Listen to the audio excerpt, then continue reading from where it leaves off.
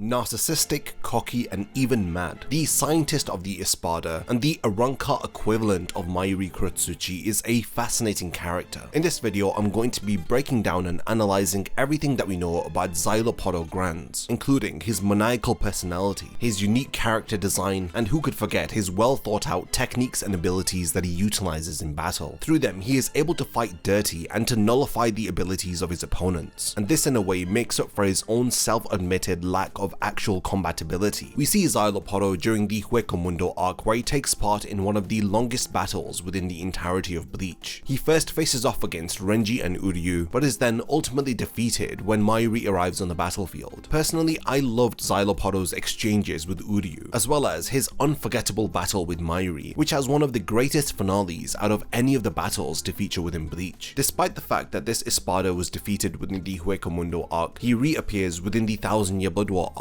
as a figment of Mayuri's imagination. It was when Mayuri had subconsciously reminded himself that he was against the idea of perfection. Now, in more recent times, the character of Szayelaporro makes a huge return within the manga. In August of 2021, Kubo had released a continuation of the Bleach manga. This special chapter, titled New Breeds from Hell, features the character of Szayelaporro after he was dragged to hell. We learn that he has actually become a jailer of hell, and through this new chapter he introduces us to a upcoming new story arc to feature within the manga. So there's a lot to talk about when it comes to this character, so let's waste little time by diving into my analysis of Szayelaporro Granz, somebody who refers to himself as a perfect life form and an individual who was given madness as his aspect of death.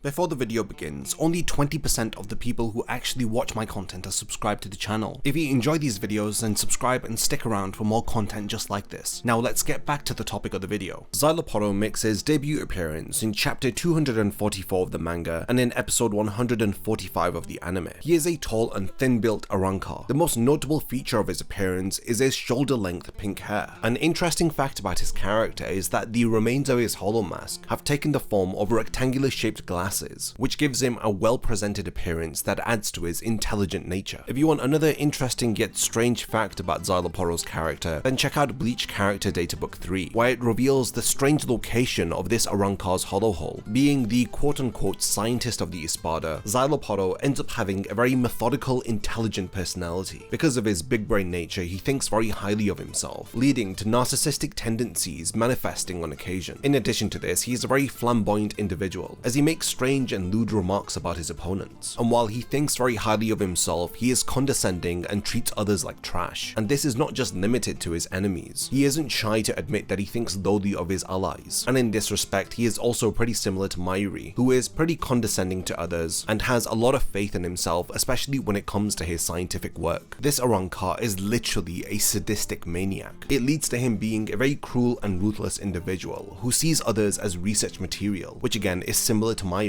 When Szayelaporro is taking part in a battle, he sees himself as an actor on a stage, where his fights feel like theatrical performances for him. And this state of mind is emphasized when he toys with his opponents. You could say that his narcissism has led him to have main character syndrome, referring to himself as a perfect life form who has also been able to attain immortality through his own scientific work, where he is able to reproduce himself in another person's body. So let's now talk about the events that involve his character prior to the main timeline of the story. In the past, we learned that Szayelaporro had assisted Neutra in taking out Neliel. He had done this by creating an illusion of Neutra which had distracted Neliel. This had given Neutra the opportunity to blindside her and to attack her from behind. After she is taken out, Szayelaporro appears, and Neutra is pretty rude when he is speaking to him. The pink-haired Espada states that they are comrades after all and they are working towards a common goal, and he wants to see what has become of Neliel after she was attacked. When Neutra continues being rude to him, he tells him not to speak to him like that. But Neutra mentions a fascinating foreshadowing here when he tells Szayelaporro that he isn't even an Espada anymore. Now this is an excellent piece of foreshadowing for some information that we learn within the light novels. Through them we find out that Szayelaporro was the original 0 ranking Espada, but he had divided himself into two beings, the the other being his brother Yilfurt, who of course was one of Grimjar's Frashion. He had split himself because of his dedication to a perfect existence, and while he was in his Zero Espada form, he was unable to control his power, so it is for this reason that he had split in two. This explains why he has such a low rank by being the 8th ranking Espada, despite his intelligence and the tactics that he utilizes in battle, through his various techniques and abilities. Szayelaporro's most significant first appearance occurs within chapter 255 of the manga, when Aizen asks who was it that had sent the Exekias after Ichigo. Szayelaporro appears as he admits that it was him who had given the order. He then immediately falls to his knee and asks Aizen for forgiveness, as he states that because Ichigo was wounded, he didn't want to miss the opportunity to eliminate him, and it is for this reason that he had made the decision to send the Exekias after him. He tells him that he is aware that he wasn't authorized to do so, but he had done so for Aizen's sake. Aizen appears totally okay with Szayelaporro's actions, as he states that as long as he had a good reason to do so, he holds nothing against him. Before the Espada leaves, he tells him that he would have preferred a complete report from him, considering he had extracted information about the intruders from the body of Dodoni. Aizen is already aware that Szayelaporro wasn't acting on the best interest of Aizen, but rather for progressing his own research. Through the way that Kubo draws his squinting eye, you can tell that he is frustrated that he wasn't able to pull the wool over Aizen's eyes here. We see him again in chapter 264, after Renji falls into one of his traps. He then introduces himself to Renji as the 8th ranking Espada. He immediately admits to Renji that he isn't much of a fighter. He elaborates that he is a scientist, but before he can say much more, Renji tells him to stop, as he doesn't want to hear about his life story, because he is here to crush the enemy. Renji then activates his Bankai, but it dissipates into the air as quickly as it had formed. We find out that Szayelaporro has modified the room that they are in. While here, Renji's Bankai has been nullified, as the Espada knows everything about Renji's Bankai, including its shape, nature, and reishi composition. It was through this knowledge that he had learnt from his older brother that he was able to seal his Bankai, the individual that Renji had fought during the Arrancar invasion of Karakura Town, Szayelaporro Granz, who was one of Grimjar's Frashion. The Espada is not acting out of revenge. He reveals that he had placed a surveillance bug on his older brother, and through this he was able to know everything that he knew, and he demonstrates that he doesn't care much for his brother, as he describes him as a box that was carrying around his surveillance bug for him. Szayelaporro draws out his Zanpakuto as he is excited, because this is the first time that he has encountered an individual who can perform Bankai. He tells Renji not to get too hurt because he needs his body intact for research purposes later. They appear to have a battle as Szayelaporro faces off against Renji Shikai off screen. That is until the Espada receives a report that both Iron Yarrow and Rukia have died after their battle. This of course angers Renji as he attacks him, but it has very little effect. It is evident that Renji is going to need more than just his Shikai to face off against the Espada. After learning about Rukia's condition, he is in a hurry to get to her, but the Espada stands in his way. In chapter 272, we see that Szayelaporro has grown bored with Renji as he summons several of his Frashion. We learn that the Espada are given permission to select a number of Arrancars under the rank of 11th as their minions. He elaborates that some Espada only choose one, others choose many, but for the case of Szayelaporro, he has chosen Hollows that he has modified personally. After modifying them, they were turned into Arrancars by Aizen. Just as he is about to order his Frashion to kill Renji, Uryu arrives on the battlefield, and through the character of Szayelaporro, we get to see a very interesting team up, as Renji and Uryu work together to defeat the Espada. After hearing his name and rank, Uryu pretty much underestimates him, as he doesn't believe him to be a threat due to his low ranking number. When Uryu reveals his identity and states that he is a Quincy, Szayelaporro overexcitedly exclaims that it's his lucky day. First he had encountered a Bankai user and now a Quincy. If he was Yami, then he would be howling with joy. But Uryu appears behind him and fires his Zelle Schneider, which pierces Szayelaporro's throat. Now within the anime, this scene is actually censored, as are some other instances involving Szayelaporro's character, but within the manga you get to see the true extent of this attack, as it brings the Espada down to his knees. But similar to how Uryu's Bankai had just disintegrated, Uryu's Zelle Schneider also disappears. He then begins to laugh maniacally as he condescends Uryu, referring to him as a fool, asking him whether if he really thought that his little arrow could pierce him. We learn that he has already studied Uryu's abilities and techniques through his battle against the pre-grown Espada Seruchi, and thanks to this prep work, he has nullified Uryu's abilities. Uryu tries to fight back, but to no avail, and just as one of his Frashion is about to attack him, Renji intercepts the attack as the two team up against the Espada. He seems to be interested in what the two of them can do together, as Renji rushes towards him and wraps the two of them together with his Shikai. He admits that in his current state, he is nowhere near as powerful as the Espada, but while he is at this distance, he's going to be powerless to react to Renji's next move. As he activates Hado 31, the red flame cannon, it appears to be an explosive Kido spell. Renji appears to be completely unconscious after the attack, while Szayelaporro has survived but he is not unscathed. He refers to Renji as a stupid Shinigami, but Uryu immediately appears as he comments that the Espada likes to look down on his enemies, while at the same time maintaining a distance so he is just beyond their reach. But he is unfazed by his remarks as he comments that Uryu enjoys attacking people from behind, and he questions whether if Uryu really has a trick up his sleeve here. 5 Zelle Schneider appear all around Szayelaporro. He is then shocked, stating that Uryu's Ryatsu should have been sealed, and it appears as though the Espada does not know everything about his opponent after all, as Uryu activates his ability Sprenger. After the dust settles, Szayelaporro emerges, as we see him in a completely battered state. Uryu is surprised to even see that he has survived, but he reveals after all of the data that he had collected, he was able to minimize the damage from Uryu's attack. He then literally eats one of his Frashion while they are alive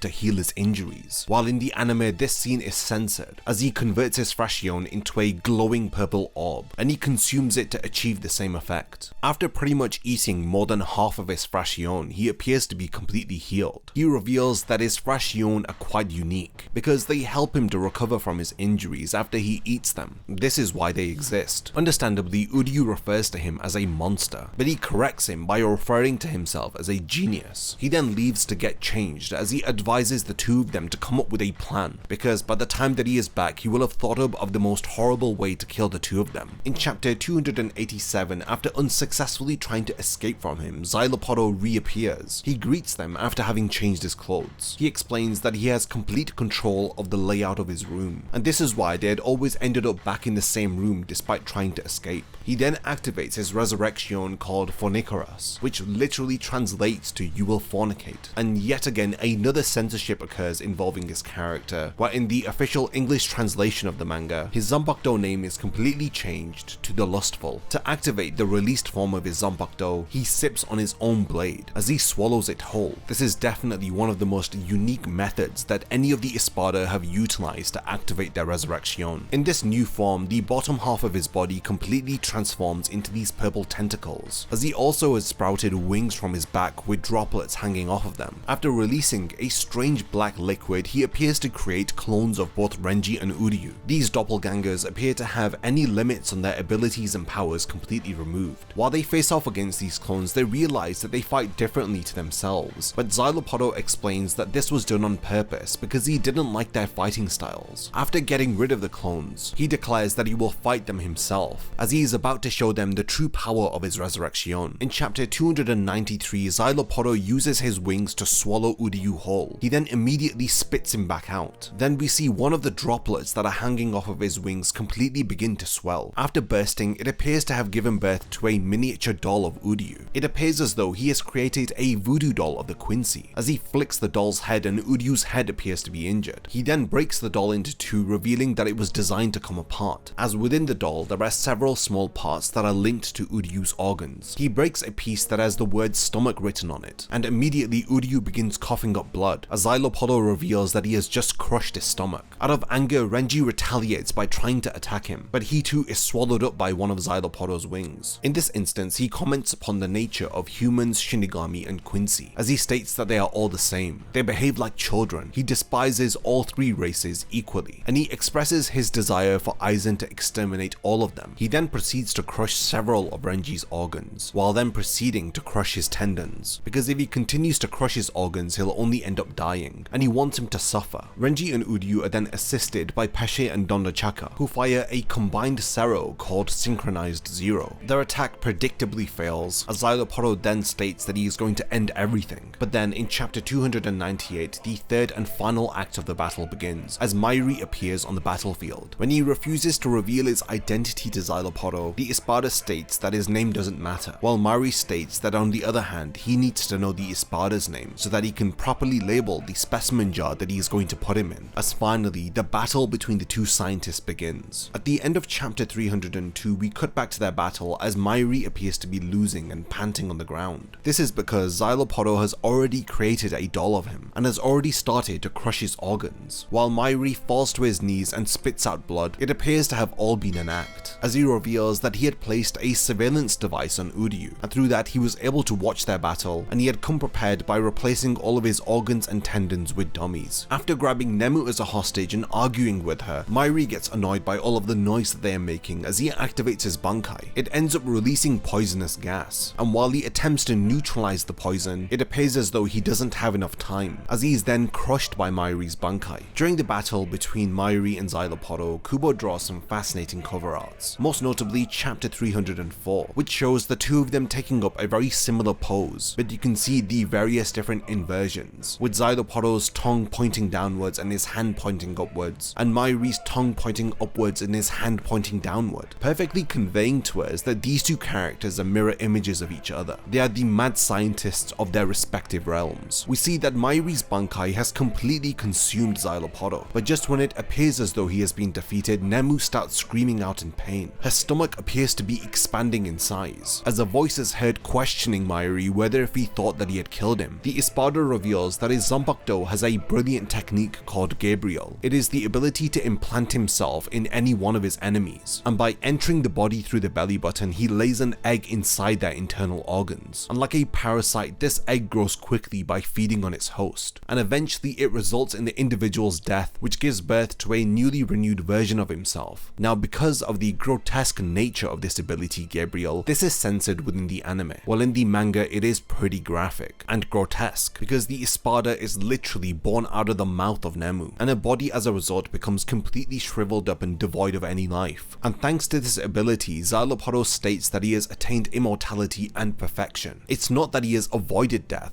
but rather death has become a pathway for him to continue life. Because his existence has become an endless cycle of death and rebirth, he states that he has now become a perfect life form. After telling Mayuri that it is impossible for him to win, Mayuri states that he has an interesting ability as he smiles at him, but he then states whether if this is it. He questions that he has referred to himself as a perfect being, so does he have any other power, or is this the limit to his perfection? He then surprises Mayuri by gaining complete control of his bankai, as he states that his body invades the nervous system of anything that consumes it. Convinced that Mayuri's bankai is now at his mercy, he orders it to attack Mayuri. While getting caught up in his own bravado, Mayuri's bankai self-destructs, as Mayuri had already prepared for such an occasion if his bankai were to attack his master. He had modified it to self-destruct if it ever turned against him. Mayuri then states that he's going to put an end to their battle, as he claims that Szayelaporro is going to be a test subject for his new drug. This new drug is already in his bloodstream, as he had planted several drugs within Nemu's body, so if she was ever consumed by the enemy, the drugs would also have been ingested. Mayuri reveals that this drug will turn the Espada into a superhuman. It has an effect where it speeds up the senses of an individual, sharpening them to the highest degree. It would slow down the outer world to such an extent that a fired bullet would appear to be hanging frozen in midair. Now that Szayelaporro has become a superhuman, any normal movement will be perceived to be incredibly slow. Mayuri had amplified the effect of the slowdown to such an extent that 1 second will feel like a century. Szayelaporro will perceive reality in such agonizing delay that he will eventually beg for his own demise. Mayuri then moves his sword slowly towards his heart. As his superhuman perception realizes what is happening, his body proves to be too slow to react because it is still at a normal pace. His body will literally be left behind by his senses. This is the agonizing, unique, and incredibly cruel way that Mayuri had killed Szayelaporro. He had made him wait for centuries until his Zanpakuto pierced through his heart. At the start of chapter 305, Szayelaporro has an inner monologue where he is trapped and waiting to die. He claims that it has been an eternity, wondering how many years have passed, as he thinks when will the sword finally pierce through his heart, as he begs for it to hurry and to end his existence. Mayuri then gives his iconic speech on perfection, about how a scientist should avoid it, as perfection means despair for a scientist. It leaves no room for growth or improvement. Now take these examples for instance. When Szayelaporro was consumed by Ashisogi Jizo, he had devised a method for him to start controlling his bankai, but Mayuri had already prepared for such a weakness, and this is why his bankai had self-destructed before it could attack him. While on the other hand, when Mayuri had implanted the drug within Nemu and Szayelaporro had consumed Nemu's body to revive himself, he didn't have anything to prepare for the weakness in his his ability Gabriel, and Mayuri was able to exploit this in order to win, and in the end, the better, more prepared scientist had won. So by believing he was a perfect life form, it had limited his ability to innovate and improve, and this is how Mayuri was able to find a weakness within his Gabriel technique, and ultimately this is the reason why Szayelaporro was killed. After dying, the Espada was sent to Hell, and we learned about what he had endured during the special one-shot chapter New Breeds from Hell. Towards the end of the chapter, he emerges from Hell and appears before Renji. He wraps chains of hell around his leg, and he asks why Renji is in such a hurry to leave. He was really looking forward to seeing his face after he had made the effort to come all the way to the human world, and he is disappointed to have only encountered Renji. As he realizes that Uryu and Mayuri are not with him, he tells Renji that he was cast into Hell, and that he had also cast away his hollow hole, so that it is no longer bound to his flesh, as it appears on the outside of his body. He goes on to describe the hate and suffering that he feels to be like tears. Horns dripping with blood start to grow from the sides of his head, as he then questions who is hiding behind Renji's leg, but it appears as though Szayelaporro already knows the identity of Renji's daughter, as he explains that he was gifted the ability of clairvoyance when he was made a jailer of Hell. He then proceeds to target Ichika as he fires several chains towards them. They end up piercing Renji's body as he frantically tries to protect her, but then Ichigo arrives and severs the chains. Szayelaporro shouts out that he's going to kill Ichigo, but because he has never seen him before, Ichigo simply questions who on earth he is. While he is fighting Ichigo, he tells him that the Soul Society have been performing ceremonies that have been sending their beloved captains into Hell. He states that when a Shinigami attains incredible power, it comes at a cost. When such a Shinigami dies, their soul loses the right to return due to the power that they have attained, and as a result, they end up being cast into Hell as a form of salvation. So yes, the Soul Society have been sending their own companions to Hell with their own hands. He then goes on to state that isn't his appearance proof enough that the balance has collapsed. He explains himself by saying that the powerful Reiatsu of Yhwach and Aizen was holding Hell shut, but after they had disappeared, and the Shinigami had sent souls with powerful Reiatsu like the head captain, Unohana, and today they are sending Ukitake, the balance had finally tipped, as it had led to the jaws of Hell opening from the inside for the first ever time. But before Szayelaporro can continue, a giant version of Ukitake Shikai impales Szayelaporro and drags him back into Hell. Before he leaves, he imparts to Ichigo a question, asking him why is it that the butterflies that the Shinigami use to guide them